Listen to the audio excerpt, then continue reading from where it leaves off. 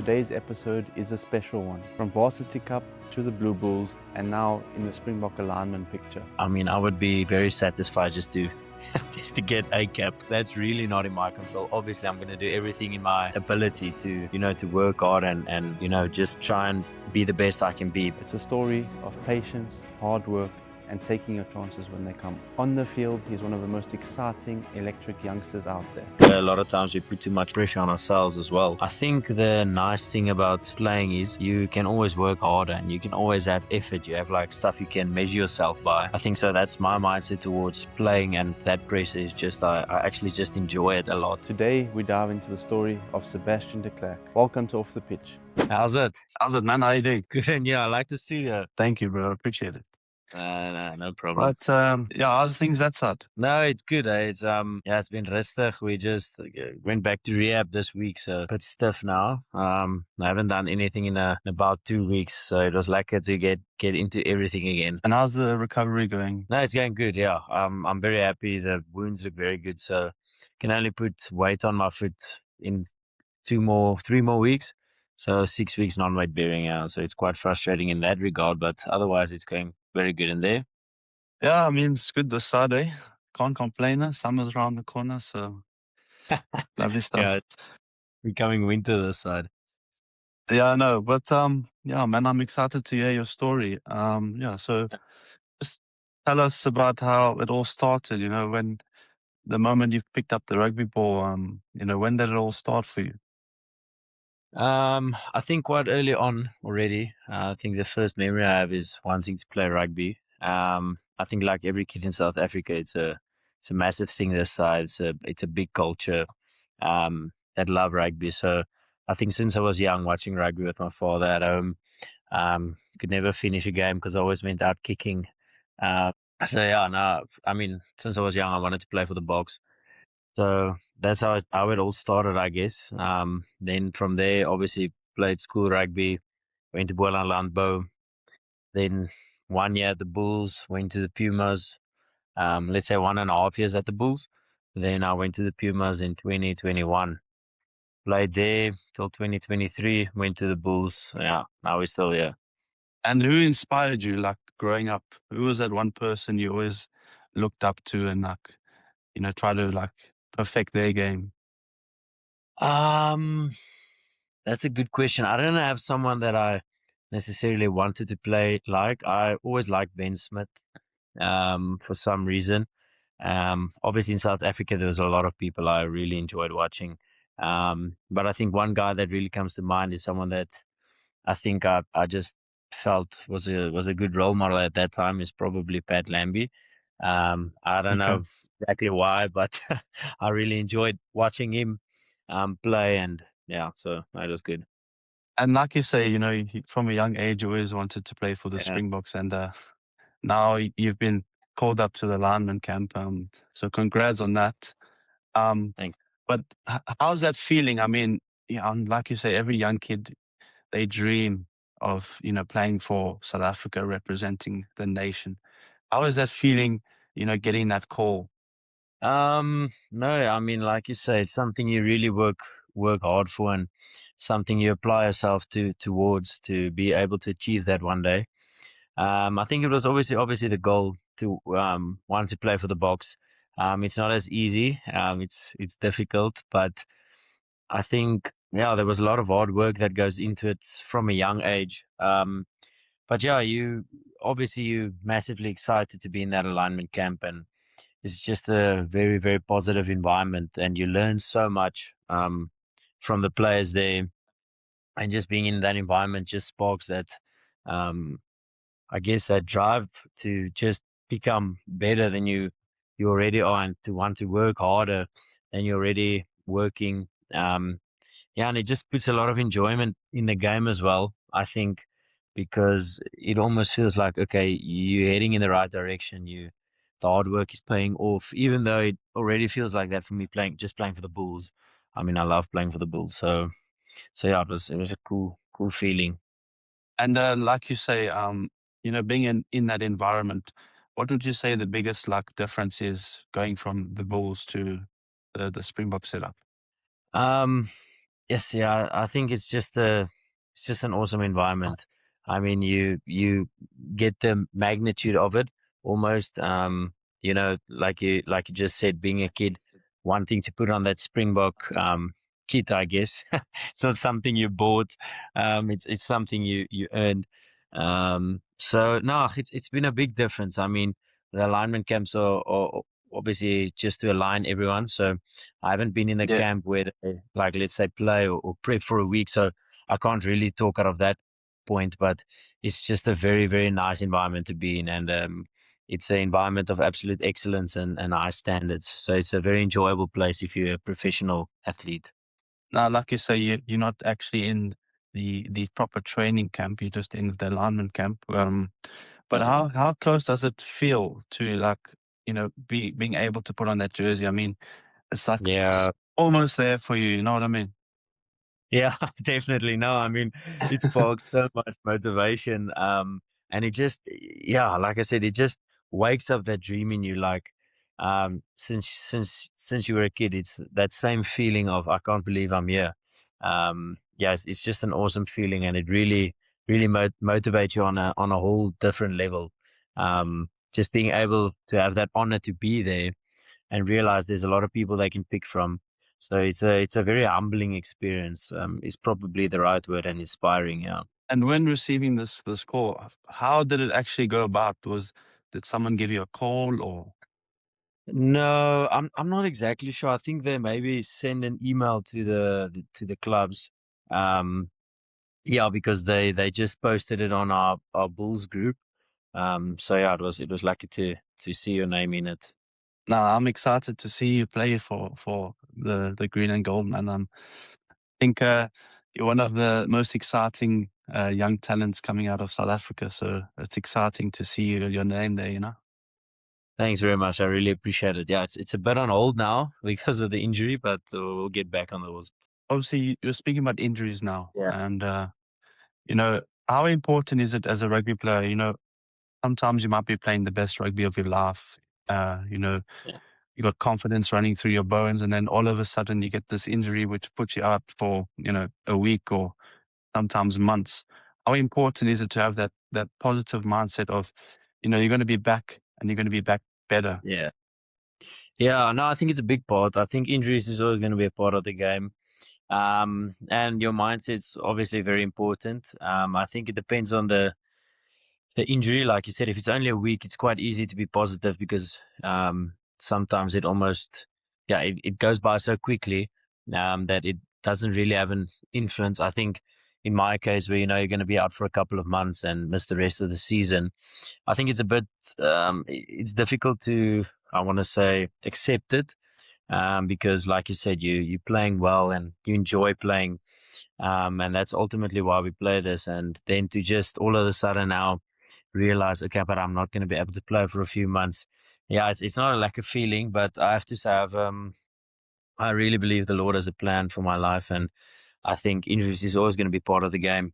I have a fantastic support system at home. My wife is my number one supporter. She really helps me a lot through all of these things, and it's nice just to have a soundboard, I guess, when it gets tough, and when I get frustrated, she makes a lot of it easier, and motivates me, and just helps me to just, like you said, just stay positive.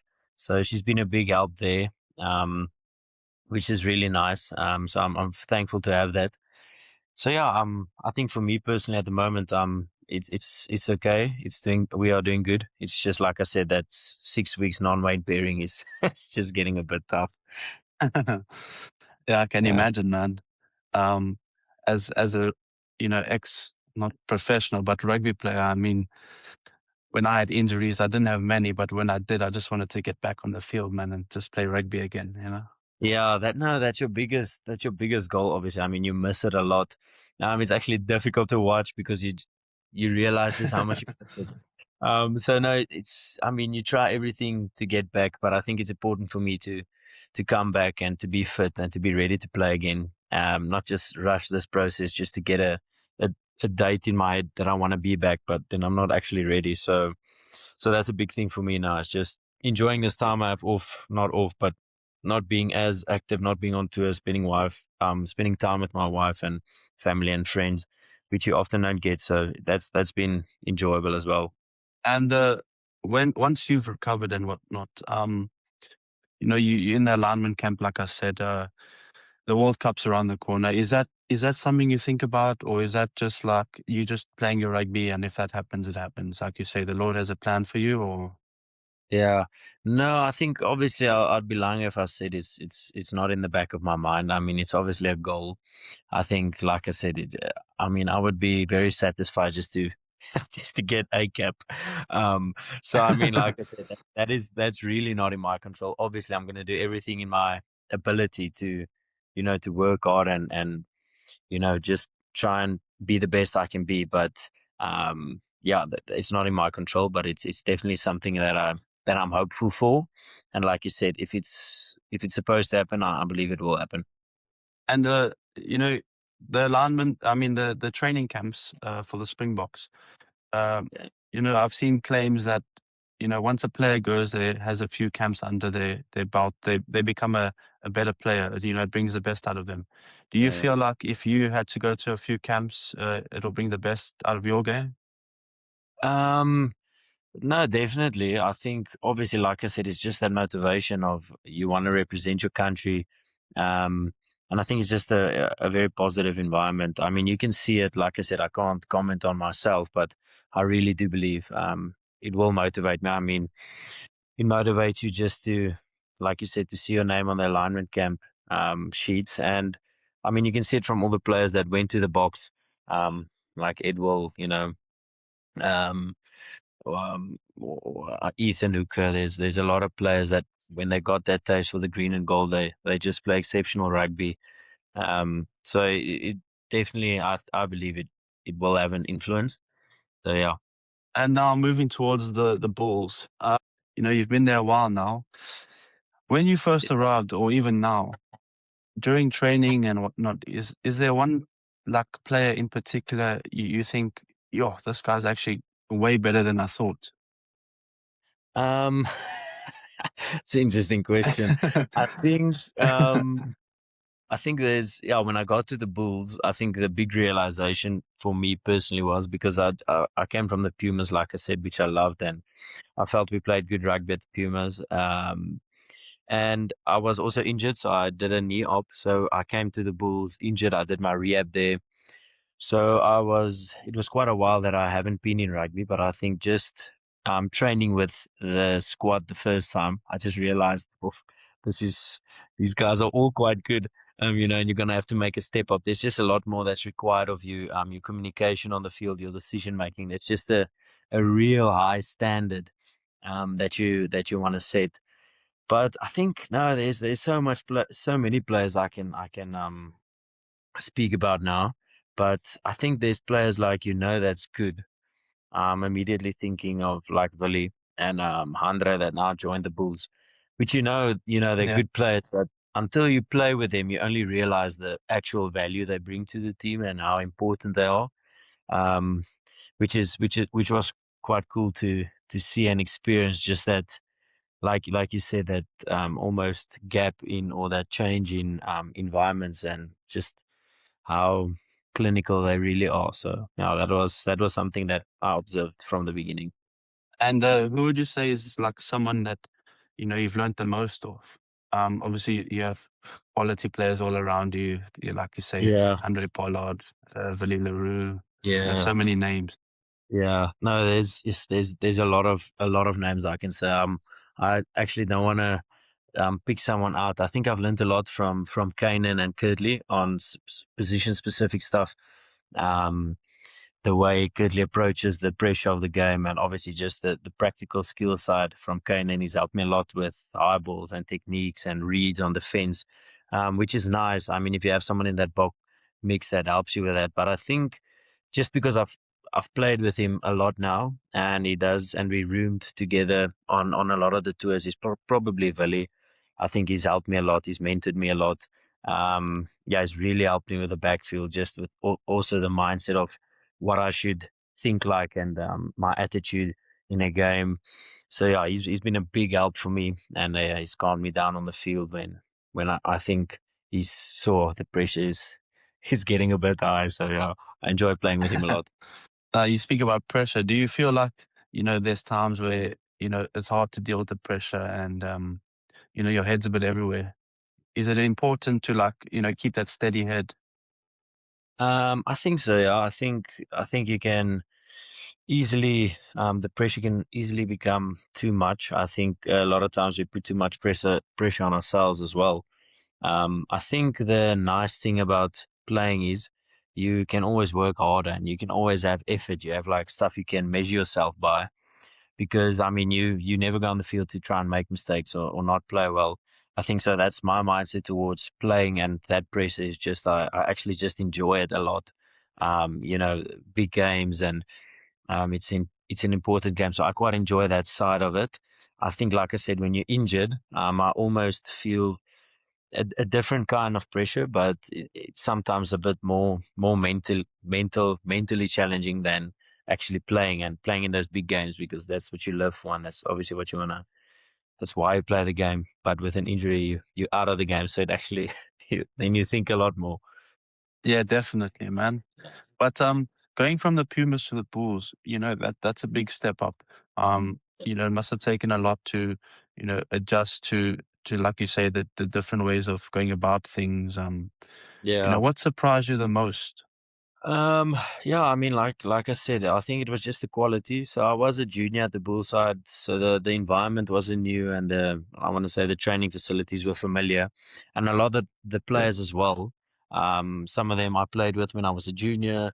Some of them I played against when we played in the Currie Cup. But I just think the overall squad depth was different. Obviously the traveling, the playing, different stadiums, different venues, different countries. I think that first year it was obviously because everything is new.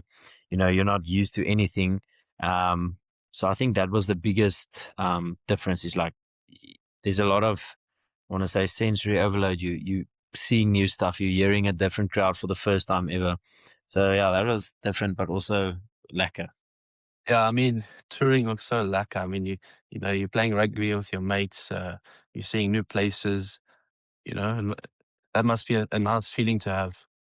Yeah, I know it's a big privilege. I think it's a big privilege we have as rugby players to see the world and to travel and actually do what we love. So yeah, I enjoy touring a lot. It's never nice to be away from home so much. But it's worth it when you win and you have a good tour, and the boys make it special and fun. Yeah. A lot of drinking, I suppose. No, we're professional at the Bulls. There's none of that. But yeah, let's move outside of rugby, your life outside of rugby. Yeah. What would you say is your like perfect day off? Obviously, you're injured now, but like when you're Yeah. playing and you're training every day, what Yeah. would you say is your perfect day off? Yeah, I think that's a good question. I think my perfect day off is probably to just lay in a bit later, just wake up a bit later in the morning, not as early as I would when we're training at Loftus. Then I'd probably say just take it rustig, not have too many things to do. Probably just go out and eat something with my wife and just spend some time with her. Yeah, just deloading mentally and physically is probably my ideal off day. Have about 4 or 5 coffees, then I'm happy. 4 or 5 coffees, my goodness. Yeah. Caffeine overload. 100%. But obviously rugby isn't a short career. Yeah. You have to plan ahead with Yeah. these careers. And is that something you've thought about? Do you know what you're doing after rugby or?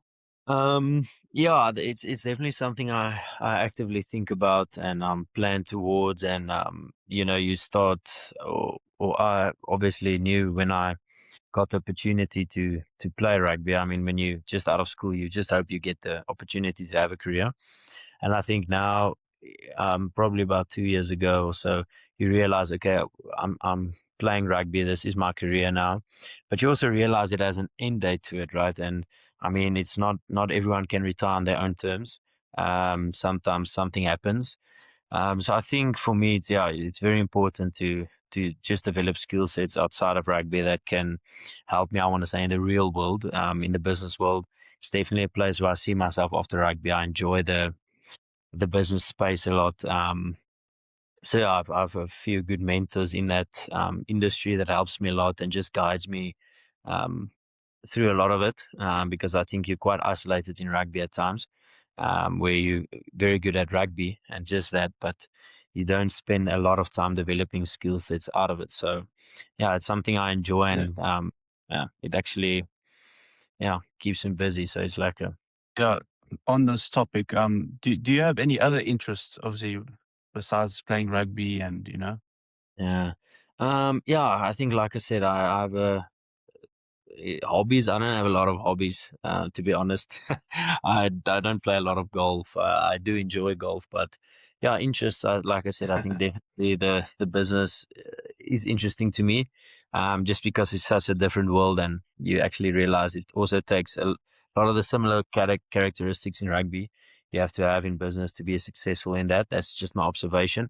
Um, so yeah, that, and I just think, yeah, like I said, spending time with my wife, family, friends, that's something I really enjoy a lot. Yeah. Nice, man. Nah, I'm a big family person as well, so Yeah. nice to see, man. Yeah, I've recently picked up some reading. I was never a big fan of reading, but I've actually enjoyed reading a lot lately since I got Really? injured. Yeah, I'm trying to read a bit more. So I've enjoyed that as well. What book you reading? No, so I just finished a small book. I don't know if you know. It's called The Alchemist, um, No, which was I don't quite know good. that one. No. Yeah, it's a small book.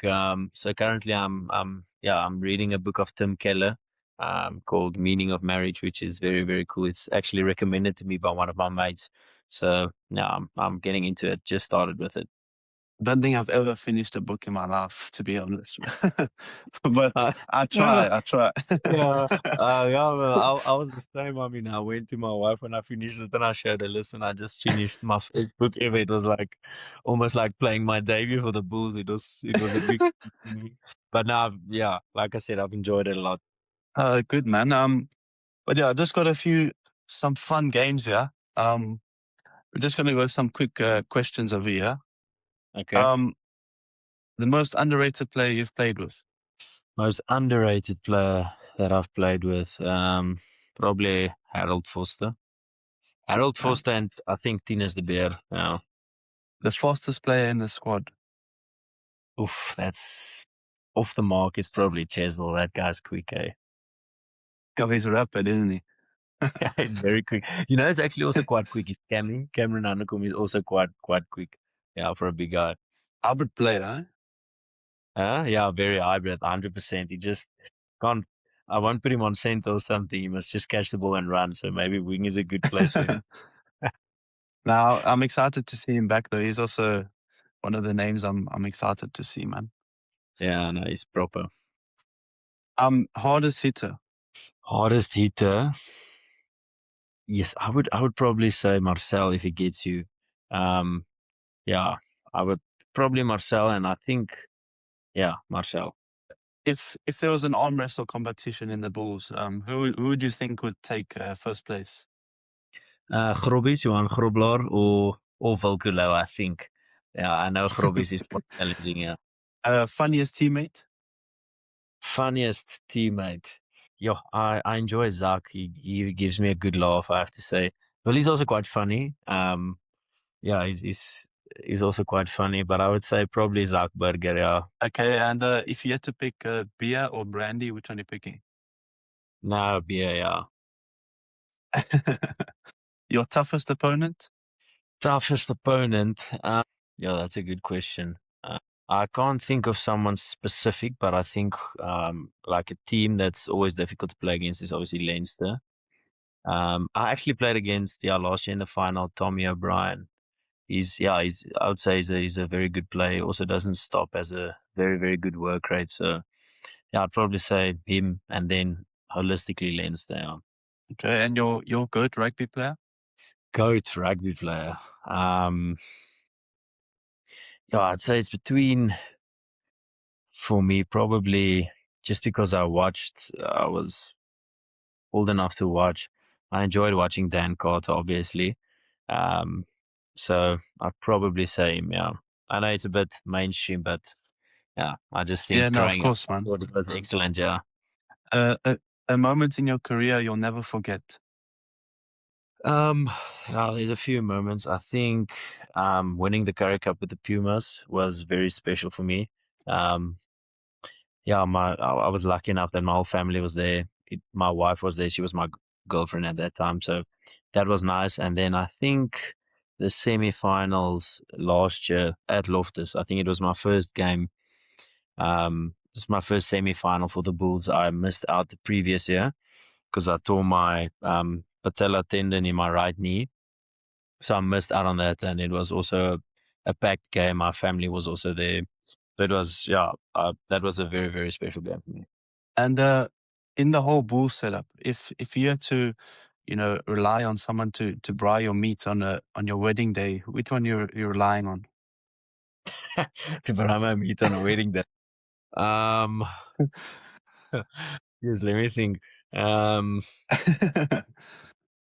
Yes, I don't know. Probably, I think maybe just because it was at my wedding, Volku.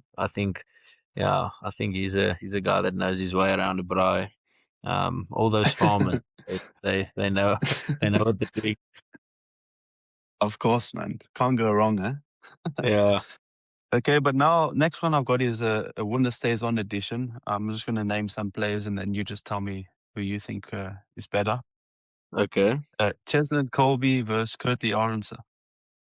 Yes, that's a flippin'. I want to say both. Can I say both? Um, yeah, let's go with Cheslin. Cheslin Kolbe versus Jonah Lomu. Yes, I didn't watch him play that much, so obviously I wasn't born then. So I would say Cheslin Kolbe just because that's the ref. Cheslin Kolbe versus Sebastian de Klerk. Nah, Cheslin Kolbe. Yeah. And then Cheslin Kolbe versus Bryan Habana. Cheslin Kolbe. Yeah. I think he's just such a good player. I mean, he's excellent on the fence. Just everything's good. He is class. Yeah. Next I've got is start one, bench one, and drop one. Yeah. Cheslin Yeah. Kolbe, Bryan Habana, and Kurt-Lee Arendse. Yes, you're making my life very difficult for me. So start one, bench one, start one, bench one, drop one. Yeah. I'd probably say start Kurt-Lee, just because I've played so much with him, and I know he never gives up on that field. So I'd probably say him, because I know what he has. Then obviously bench Cheslin, and I think I'd maybe, obviously Bryan Habana was excellent, but yeah, like I said, it's just a bit more relevant for me now. Yeah, of course, man. Yeah. Next up, I just want you to build me your perfect player. Okay. So, speed. Sorry, say again. Speed. Speed. Probably Reece Zammit. He's quite quick. Footwork. Footwork, Cheslin Kolbe. Rugby IQ. Believe. Passing. Yes, Damien Dalinde. I haven't played with him, but just watching him, he doesn't really miss a pass. Tackling. Tackling.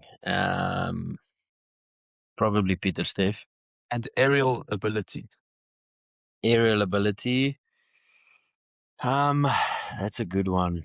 I want to say myself, but I think I don't think I'm going to. I'd probably say Kanan. Kanan is very good in the air for me personally. Yeah, he's quite tall as well. Yeah, he is, isn't he? Yeah. Very good player as well, man. Yeah. But now, on to the last little bit of the podcast episode.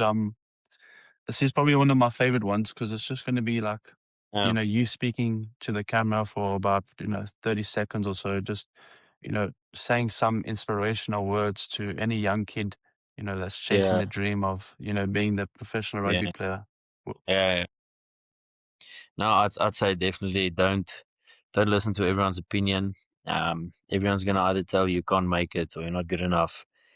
So just keep on believing in yourself.